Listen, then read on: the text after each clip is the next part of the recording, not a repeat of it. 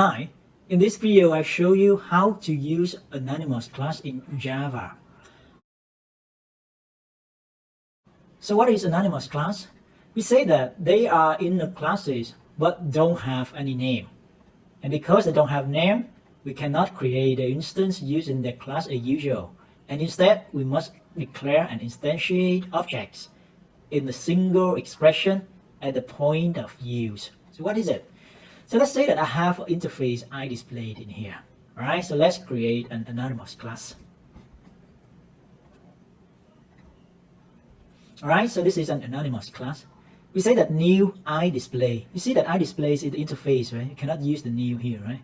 If we want to, we say that this one is the instance of interface, so no. Instead, this is, we want to declare a class that implement iDisplay, interface iDisplay. And not only that, so this is implement the interface iDisplay. And not only that, we want to provide the implementation for the interface iDisplay too in this class. For example, in this iDisplay, we need to provide the implementation for display method. So this is the display method, and this is the implementation. For example, we just print out the hi, how are you? Right, and then we'll have the new class already. So after that, not only we have the new class, but we also have the what? The object. We have instantiate one object of that new class. So let's say that we can also use the object, right? So as usual, we can has a reference for the object P1, and after that we can call the method display of P1. Now I right click and then run as Java. You see, this is the output. So this is how we can declare and instantiate objects of anonymous class. So let's say that we'll have a situation and see how we can use anonymous class to help us in this situation. In here we'll have a class my student. My student has a matriculation number and name. Alright, and the other is just getters and setter. So in here I have a list of my students. So you see that this one, this is the matriculation and this is the name. Matriculation and name and etc. So I have a list of students. In here I have 5 students. So what I want to do here is that I want to sort the student list by matriculation number. Or later we can sort it by the student name. But let's say that we want to sort it by matriculation number. It means that this 1A should be before 2B, which should be before 3C, and etc. How we can solve that?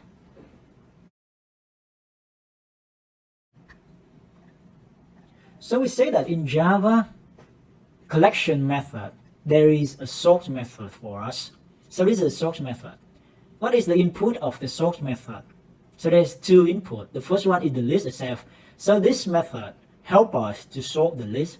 However, we need to provide another object called comparator in order for Java to know how to sort a method, how to sort a list, how to compare 2 elements inside a list.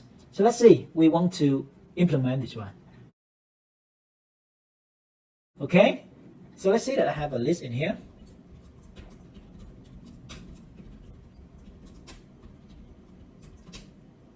So a collections can help me to sort the student list. But the thing is that we need to have an object of comparators in here. You see? And which is comparator? A comparator is an interface, right? Interface.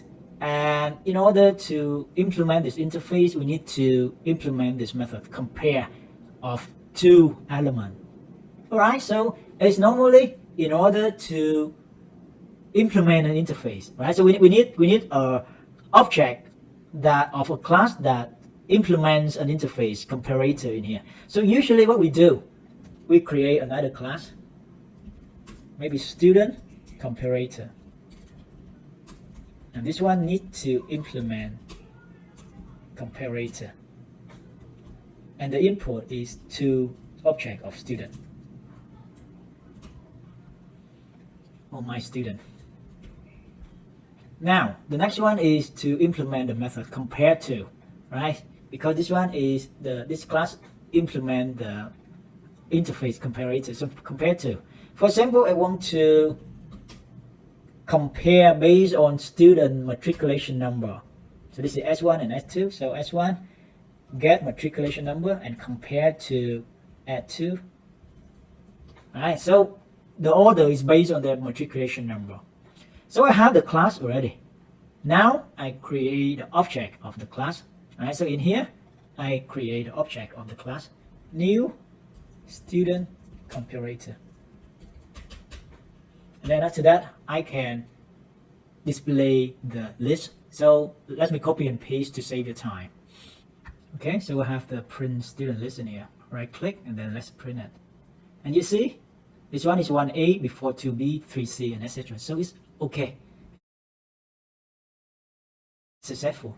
However, if we think about it, right, this student comparator class is created only for one reason, in order to create this object, right? So anonymous class say that, hey, you don't need to implement this.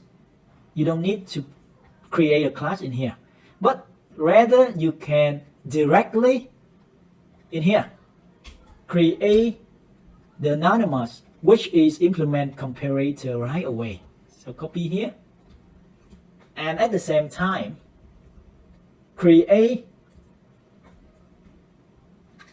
the implementation or provide the implementation right away inside. And because of that, you don't need this class anymore. And you see that this one is an anonymous class and create or instantiate the instant in one expression from here to here. Alright, and then after that, if we right click and then we run, just the same. Alright, so this is the benefit of anonymous class. Alright. And not only that, right, later if we want to sort it using different criteria. So for example, now I sorted based on the matriculation number, and later I want to sort this student list using name. Compared to S2 name, then we don't need to implement two classes of comparator, but rather we can use the anonymous class right away. So let's run it. So in here I have the list. After that I sorted based on the matriculation number, print it, and after that I sorted based on the name, and after that print it. Okay, so let's run it. So in here to we create another space for two situations. Okay, so you see here, the first one is based on the matriculation number, and the second one is based on the names. All right, so we're done. So in this video, I show you what is anonymous class in Java and how to use it. So I give an example in which is very useful. Right? You can see a lot of method that needed to create an object of an interface or an abstract class.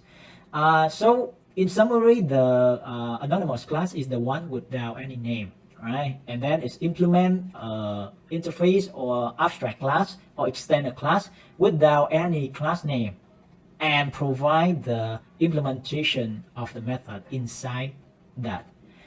And the better version of anonymous class, we see it later, is using lambda expression, which is another topic. So I thank you very much for watching the video.